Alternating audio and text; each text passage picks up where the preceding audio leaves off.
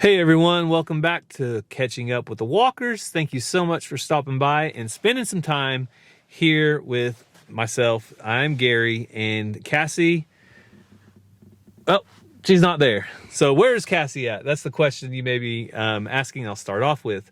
So Cassie's basketball teams actually made it to the state tournament, and they are going to play today in Tulsa. I think her girls play earlier in the day, and then later over in Arkansas, the boys play. So that is what Cassie is at today, and that's what she's doing.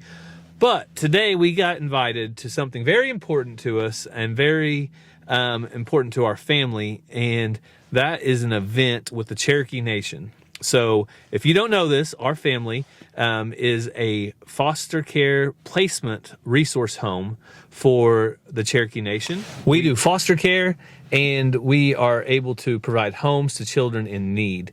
And a lot of times, whenever children are in need, it is because of either a drug abuse or an opioid addiction or something to that matter. So today, Cherokee Nation has some big news involving the opioid addiction and a settlement that they received, and how they are starting to do some planning on spending that money. So I want to bring you along for that. We're going to head inside. I have a meeting with the chief of the Cherokee Nation and also with the deputy chief. And basically, we're going to sit down and visit about how the opioid crisis has impacted us as being a foster family for over 10 years for the tribe, and some ways that they can possibly use some of those funds to improve the overall life for the citizens and those impacted. So that's what we're doing today. It's a little different, but I'll bring you in. Hope you enjoy.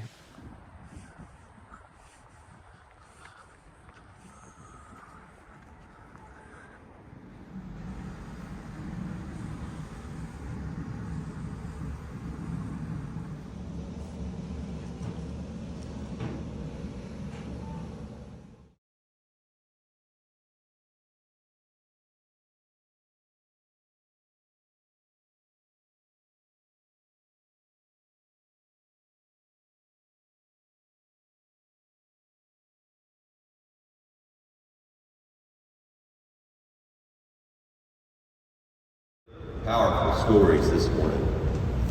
Shared some stories with individuals from myself, and it starts to bring back a lot of memories, a lot of different things. But what I want to tell you today, that as we commit ourselves to healing, not just people, but to healing communities, to healing households, to healing our future, because presently where we stand, we are under attack. Our way of life is under attack. The things that you believe in are under attack. And today I stand proud to be here. These tears are tears of joy, because there are courageous people out here willing to share their testimony, willing to stand in the face of whatever it is that wants to take their loved ones somewhere else, that wants to steal their hope, that wants to steal their future.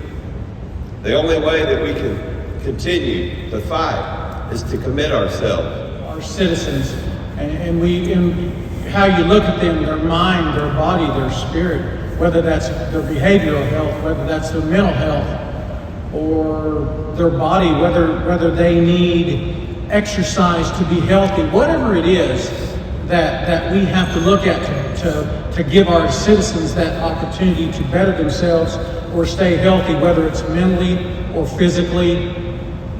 This is going to go a big ways in doing that. You know, I'd like to say thank you to our chief, our deputy chief of administration. You know, you have to think all the time on what can we do for our people? What is the best way to serve our people? You know, people need help. Just like that you heard, they need help. But a lot of times they don't know where to get it. And if it's not there for them to get, if it's not there where they can see it, if they can grab it, they tend to lose hope and they tend to give up. That's just the way it is. So anytime that we can provide that for somebody, and they can understand that, hey, if I grab this with both hands, I could get better. I can do this. This is the way to get out of the hole. That is a big deal. Deputy Chief Warner, members of the council, members of the cabinet, ladies and gentlemen, what a privilege it is for me to be here today on something that I think is of just such vital importance to our people, and that is accountability, as the Attorney General mentioned earlier, and about taking a major step towards justice through healing. And that's what we need in the Cherokee Nation. We are under the new Public Health and Wellness Fund Act, which the council passed just a few weeks ago, which I signed into law. We are going to bring about a healing in this nation by building drug treatment centers and expanding programs, and we're going to make the opioid industry pay for every single penny of it.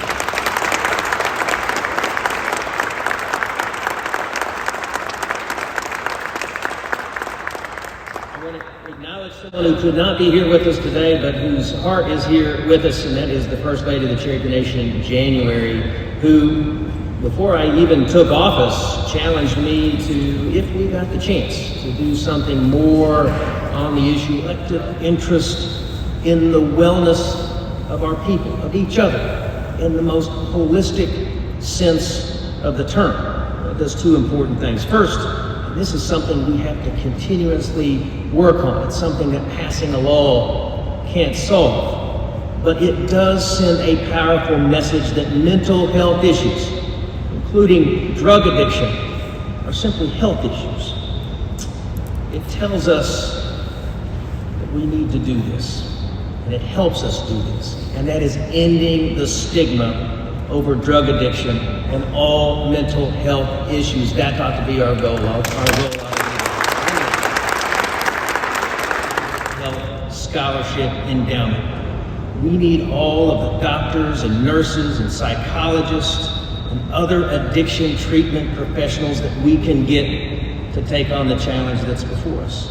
We will pay Cherokees to go to school, and they'll come back and work in one of our new facilities. In our new drug treatment centers, it will be the Cherokee people taking care of the Cherokee people. As I said, this is about accountability, and it's about justice through healing. 3, 2, 1.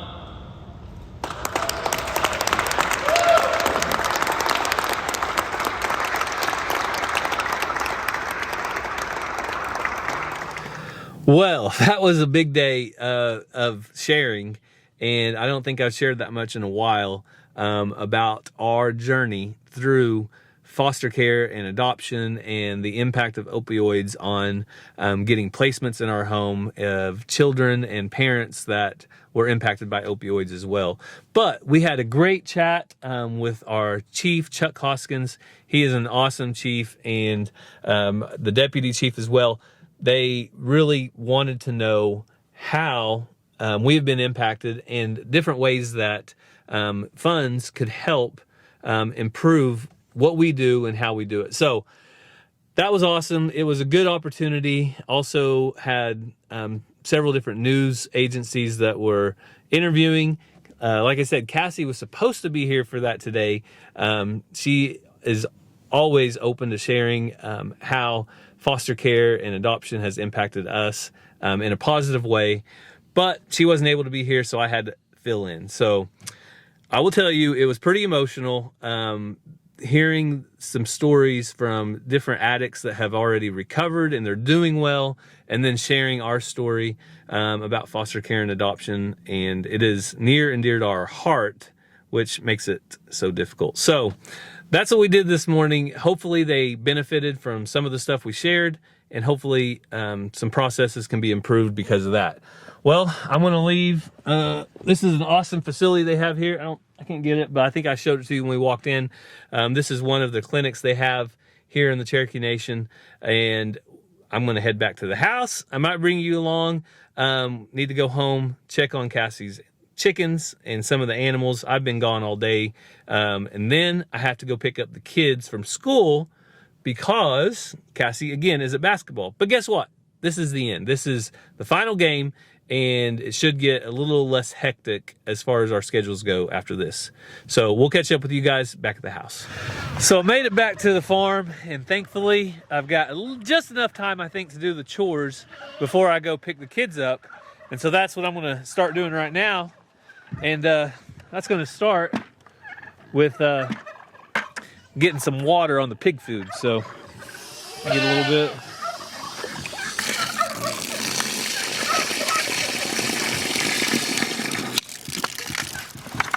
That should be plenty.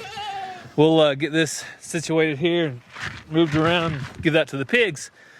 But some of you may, I don't know if I said exactly how much, but it's $100 million settlement that our tribe had for the opioid abuse.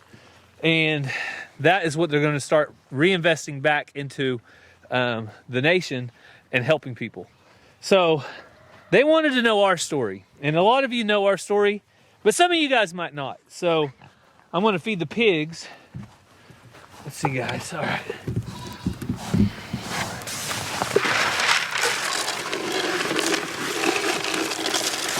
There you go. Hang on, let me empty the bucket all the way. Okay. So I got the pigs fed. They're over there enjoying their food. I am enjoying the sun that I'm getting to soak up. But some of you might not know our story, and that is a very important part of our farm. So I'll share a little bit as I'm finishing up the chores about how, and this is some of what I've told today, how opioids and drugs and everything has impacted us and our journey through foster care. So as you guys know, way back in, let's see, it was 2012, 2013, Ranger was just a little boy, maybe 1.5. And Cassie and I decided that if we were going to have more children, as opposed to having another biological child, that we thought that fostering and or adopting would be the thing to do, because we knew that there were kids that needed a home. So we called Cherokee Nation because we knew they had an Indian Child Welfare Department, and they had their own group that helped certify people to do foster care and also to do adoption. So we got information from them. We actually got signed up, certified to be a foster home and adoption. At that point, it was kind of a hybrid. They called it Fost-Adopt, which now it's more just foster care.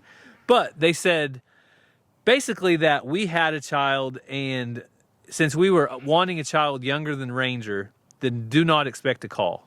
Because people that were getting babies placed, normally we're getting them placed into a couple that have never had a child before because they were unable to have children. So we didn't think a whole lot about it, but we knew we were doing what God called us to do, and that was try to do foster care and possibly adoption. So fast forward 6 months, and we got a phone call, and there was a baby at the hospital. The baby was needing a place to go, a home to stay in, and we got to go meet our very sweet daughter, Mazzy.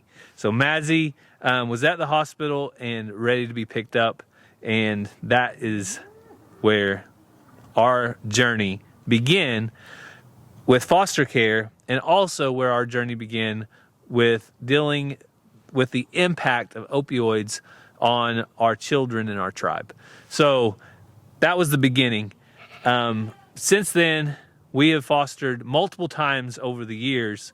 And as you know, we fostered Ransom and adopted him. We fostered other children. Another baby, obviously we can't say a name or anything like that, but we had another baby come into our home that was impacted by the opioid crisis, and we were able to foster him prior to him leaving for long-term care back with his family. And so we got to talk about today, I got to talk about how we have been impacted, what we have seen sitting through different courtroom activities, different doctor's visits, different types of care that we've had to go for. So I got to share how our family was impacted, and I also had the opportunity to share with our chief and the administration of ways that I thought would be beneficial to spend some of those dollars on improving the different services involved with foster care, especially when a parent is trying to maintain those weekly visits, trying to improve themselves, trying to get classes of parenting classes, trying to learn what they need to do to get on the road so they can recover and be back with their children. So it was a rough day this morning just because it brings back a lot of memories, trying to tell the story of our family over the past 10 years now. It digs up a lot of memories and a lot of positive, but also we had to say goodbye to several children that were in our care. And it's not always a bad thing. Sometimes it's a good thing. And we have to trust that God put us in this place because he knew that we could be that bridge for short term from whenever they weren't able to be with their parents. So that was some of our story. I know you guys, some of you have been following along a long time, and let me grab my bucket here. Some of you have watched videos that we have in the past where we actually have some pictures, and I'll try to leave a link in our description to one of those videos so you guys can go watch that if you're interested. But it was a good day. It was a great time to share. There were a lot of different people there that had stories as well that were impacted differently through opioids. Several of them that have been addicted and have came through it with positive stories.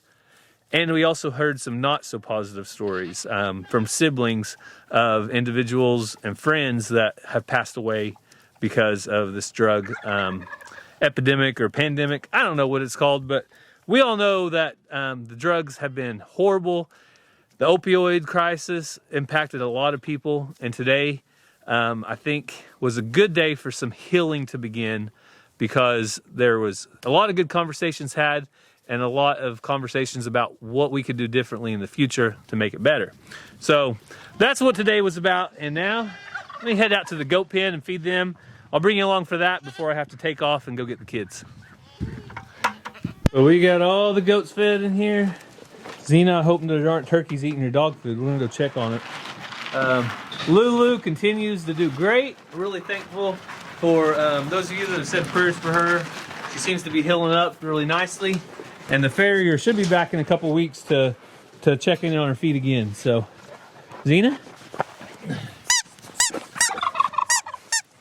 Xena's been playing the game with me. Go get it, girl. Fetch. So me and her have been spending some time out here. Oh, where's it at? Oh, now I put you on the spot and you're not going to get your toy for me? Seriously, Xena? I was bragging about you. I was talking about you, girl. Go get that. Good girl. Oh, okay. Let me do it again. Let me do it again.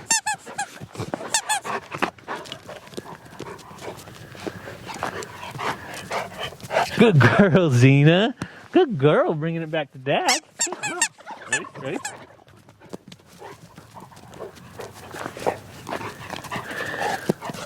Hey. Good girl.